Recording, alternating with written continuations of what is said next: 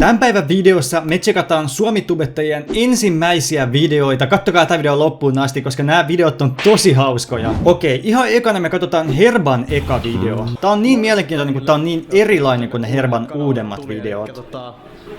Me on Herbalisti, Juuso. Kertokaa muuten kommenteissa, ootteko te kattonut Herban videoita? Kun Herbalistina, keitin tässä samaa kahvia. Tää on nyt ensimmäinen vlogi tälle kanavalle. Ensimmäinen vlogi, miettikää. Ja Ja tästä videosta on 13 vuotta jo, siis aika menee niin nopeasti. kanavaa nyt sitten, tätä uutta kanavaa, herpailua kanavaa ja outroa. Mä oon tehnyt uutta outroa. Miettikää, tuota outroa ei edes enää ole olemassa. Siis tää on niin hauska, miten erilainen video tää on verrattuna nykyisiin Herban videoihin, tai niihin, mitä se teki siihen asti, että se lopetti. Ennen oli vähän erilaista. Pystyi tehdä videoita ihan eri tyylillä. Ja seuraavana meillä on Ronnie Backin ensimmäinen video, tai melkein eka video nimittäin. Mä otin ekan suomenkielisen video, minkä Ronnie Back on tehnyt, nimittäin ihan alussa Ronnie Back ei tehnyt videoita suomeksi. Ja silloin kun tää kanava aloitti tekee videoita suomeksi, tää kanavan nimi oli Ronnie the Gamer. Sitä kaikki ei välttämättä tiennyt. Ja tästäkin videosta on 13 vuotta. Aika kertaa vähän puhuta. Joo, eli noin. Tää on tosi vaikeaa pelata samaan aikaan ja puhua. Vitsi, Ronnie Backilla on toi hoodie tai toi tosi isolla. Mitä ihmettä? Miten se pystyy pelata tolleen? Jota mä ajattelin julkaista noin jotain 3-4 videota viikossa ehkä. 3 tai 4 videoa viikossa. Toi on aika hyvä tahti itse asiassa. Mun nimi on Roni, mun kanava on Ronnie the Gamer.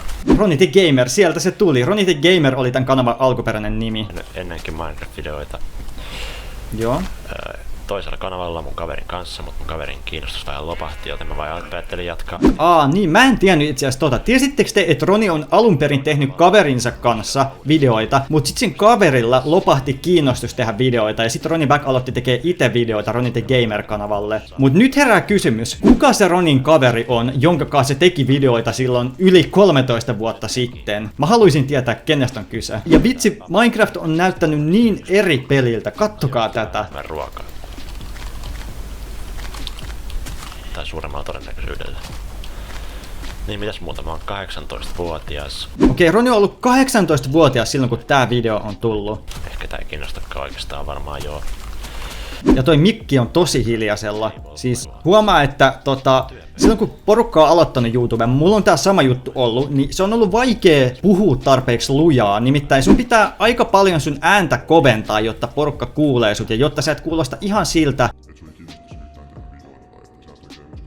Tässä pitää vähän korottaa ääntä, jotta sun pointti menee perille ja jotta sä et kuulosta ihan siltä, että sä pelaisit tai tekisit videot jossain kirjastossa. Saa käyttää ääntä ja kannattaakin.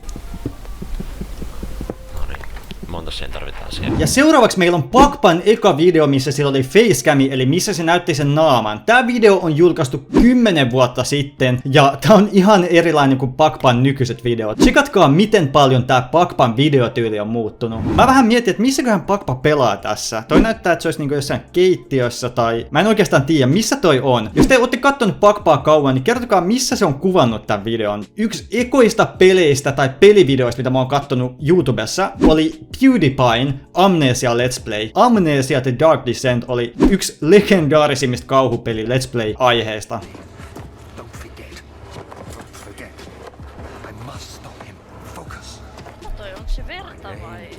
Huomaan kyllä tämän saman jutun kaikilla tubettajilla, että ne ei ole osannut käyttää niiden ääntä oikein näissä ekoisvideoissa, mutta se on ihan ymmärrettävää. Ja oliks ton nimi Daniel?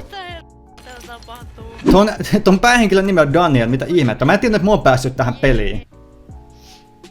Nyt me sammuttiin. Veitsi yhtäkkiä Feimi päässyt Amnesian päähenkilöksi. Mitä terälehtiä tuolta? Tää on muuten myös hauskaa, että joillain on toi facecami niinku tuolla jossain kulmassa, joillain on keskellä tai niinku sivussa, mut siinä keskellä. Ja sit toi facecamin paikka muuttaa tai vaihtaa paikkaa niinku aina videoiden välillä tai vuosien varrella. Kertokaa kommenteissa, missä facecamin pitäisi teidän mielestä olla. Niin me ollaan aika pienikokoisia verrattuna Harniskaan, me ollaan kunnon kääpiöitä. Päästäänkö me tästä ovesta? Okei, me ei päästä siitä ovesta. Tää ukko hengittää aika sille, että täällä olisi aika paha darra tai jotain. Mitä ihmettä? Joo, toi kyllä hengittää aika kovaa ääneen. Ai niin, tässä pelissä piti käyttää tosi varovasti tai tosi silleen harkiten valoa, eli valo saattoi loppua aika nopeasti, jos sitä käytti liikaa. Sitten tässä oli se ihme mörkö, jota jotkut kutsui niinku vaikka morsoksi tai kaikki ihme random nimiä. Muistat, että Rauski tai Raumogle, se kutsui sitä mun mielestä morsoksi. Tää on kyllä niin pelottava peli. Okei, mä en uskalla katsoa enempää tätä. Okei, ja seuraavaksi meillä on Lakon ensimmäinen video, missä silläkin on facecami käytössä, eli missä se näytti naamaan. Tääkin video on julkaistu 13 vuotta sitten. Mikä tää keissi on, että kaikki parhaat suomitubettajat on aloittanut noin 13 vuotta sitten. Mut tsekatkaa kuinka hassu laatu tässä on. Ja taas Amnesia, mut bangeri intro. 200 subia. 200 subia. Miettikää, 200 subia ollut Lakolla. Siis kattokaa tota laadun eroa verrattuna nykyiseen. Baldos Discovery. Siellä hieno monsteri-käppi päässä ja Tein sitä YouTubessa. sekin pelaa keittiössä, mitä ihmettä. Mä en tiedä miksi, mut noi Lakon facecamin värit on jotenkin tosi hämärät. Mitä ihmettä? Mä en tiedä pelaako se niinku yöllä vai pelaako se päivällä vai mitä. Keskellä ei mitään. Mut joo, niin kuin mä sanoin, tää todisti taas ton, että tää Amnesia on ollut yksi parhaista suosituimmista ja oikeasti muutenkin vaan legendaarisimmista kauhupeliaiheista, mistä on voinut tehdä videon aikanaan. Hei. Chill out. Chill out, chill out. Tää saattaa näyttää ja kuulostaa vähän retardilla, mutta mulla on läppäri. Hei Lakko, et sä vois sanoa noin, mitä ihmettä, wow. Kamera on niinku tossa läppäri yläpuolella, tai tässä yläpäässä. Kamera on läppärin päällä niinku. Kuulkaa mitkä bassot.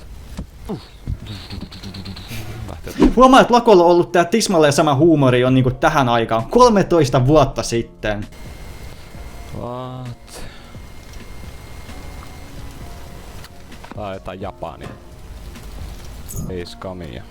Facecamia, joo, facecamia on käytössä ekaa kertaa, miettikää, 13 vuotta Senssi sitten. kohdilla ja kaikki toi.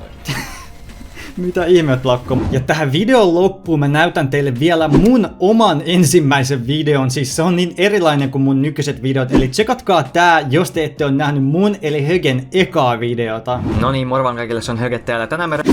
Intro ei ole muuttunut yhtään. No niin, eli morvaa kaikille, se Höge täällä. Ollut sama intro. äsken, ja mä en tuu sitä traileria näyttää tässä videossa, koska moni teistä on varmaan... Mulla on ollut sama intro 7 vuotta. Nyt mennään ostaa suoraan tää Battle Passi tästä. Ja mä en oo ikinä ostanut tuota 2800 V-Bucksin Battle Okei, joo. tai ihan perus Battle Passi. Joo, aina sama juttu. Sama Battle Pass joka kerta.